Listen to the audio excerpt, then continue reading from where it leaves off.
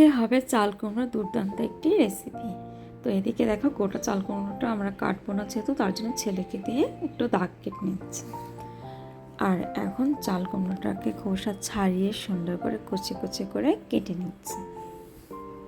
তো চাল কুমড়ো কাটা একদম রেডি। এখন এটাকে ভালো করে ধুয়ে নিতে হবে। দেখো ধোয়া কিন্তু হয়ে গিয়েছে।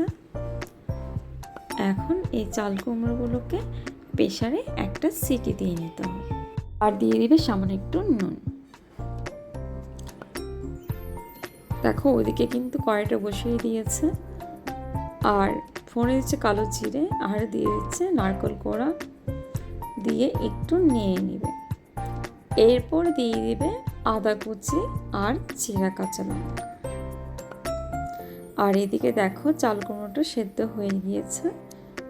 দিয়ে দিচ্ছে লঙ্কা আর আদা কুচি, সামান্য একটু হলুদের গুঁড়ো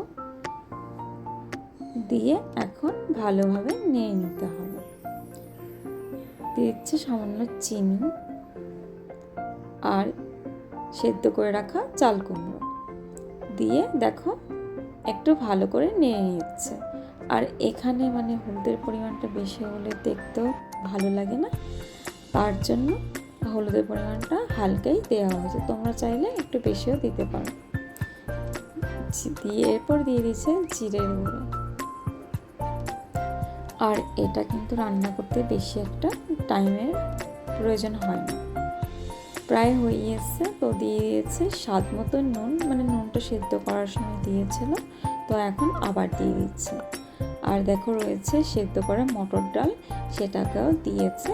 মানে এটা দেওয়ার একটাই কারণ, টেস্ট আর দ্বিগুণ হয়েছে তার জন্য। সবশেষে দিয়ে দিয়েছে ধনেপাতা কুচি, মানে সবশেষ বলবো না। এরপর রয়েছে বাদামটাকে হাফ গুঁড়ো করে নিয়েছে। তো দিয়ে এখন এটাকে ভালোভাবে এর সাথে মিশিয়ে নিতে হবে। আর এই রেসিপিটা তোমরা বাড়িতে একবার ট্রাই করে দেখতে পারো, আশা করি তোমাদেরও খুব খুব ভালো লাগবে। আর দেখো তোমাদের সাথে কথা বলতে বলতে চাল কুমড়োর ঘন্ট একদম রেডি। এখন একটা বাটিতে নামিয়ে নিচ্ছে। তো আজকে এই রেসিপিটি কেমন লাগলো অবশ্যই কমেন্টে জানাবে। যদি ভালো লেগে থাকে লাইক কমেন্ট শেয়ার করবে, সাবস্ক্রাইব করে আমাদের এই ছোট্ট চ্যানেলটির পাশে থাকবে। আর তোমরা সবাই ভালো থাকবে, সুস্থ থাকবে, এভাবেই সাপোর্ট করবে।